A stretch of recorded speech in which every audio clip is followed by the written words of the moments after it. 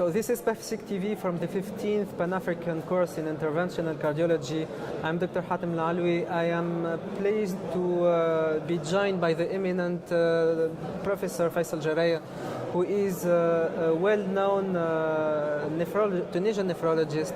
So welcome, Dr. Faycel JARRAYA. Welcome. I want to raise with you the question of renal artery angioplasty.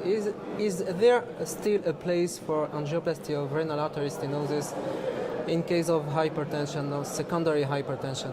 Surely. The question was raised after the results of CORAL trial, and before the CORAL trial, of course, we can do this renal angioplasty for many patients, especially for patients with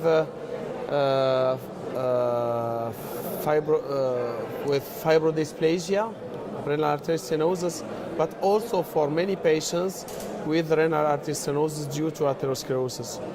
Nowadays, and after the negative results of CORAL, patients with renal artery stenosis due to atherosclerotic disease are not allowed to directly do this dilatation.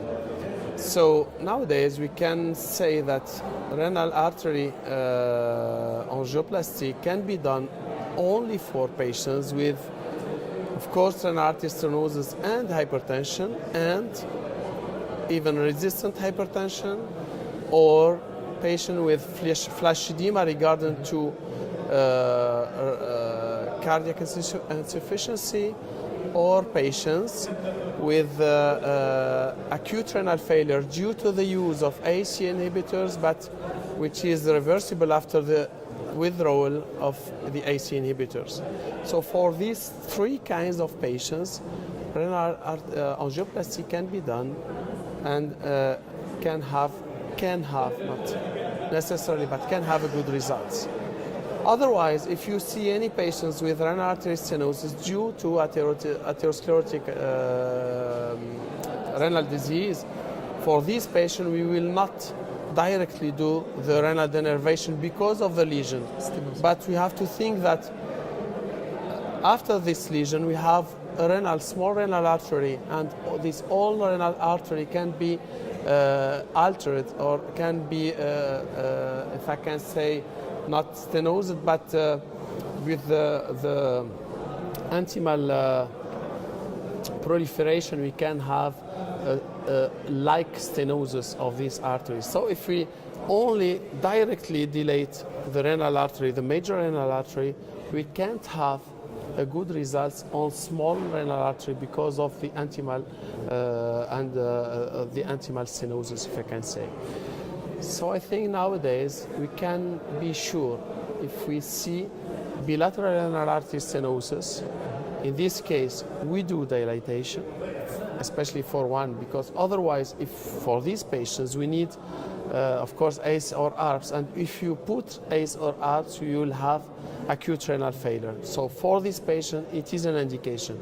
For patients with flash edema, this means that these patients have two renal artery stenosis generally, because if we have only one we can't have water and sodium retention. So if we have flash edema, this means that we have, and renal artery stenosis, this means that we have bilateral renal artery stenosis. So for this indication it is very helpful to do renal dilatation, artery dilatation. For the third one is, of course, resistant hypertension, and for these patients we have to do something. And if we think, especially if we have a low low potassium level, for example, low serum potassium level, this is a good indication also for renal artery dilatation. But we have to think that the kidney, when we perform this dilatation, must have a resistance index less than 80% and the size more than 8 to perform this dilatation. Otherwise, of course, for patients with fibrodysplasia, we do directly the dilatation. It is very, very, very successful for the most of the patient, and we don't need for the most of the patient to put stents, so it is only dilatation, and we have good results and sustained good results. Okay, thank you very much for your response, and we hope see you again in Pafcic Congress. Thank you very much. It's me. Thank you.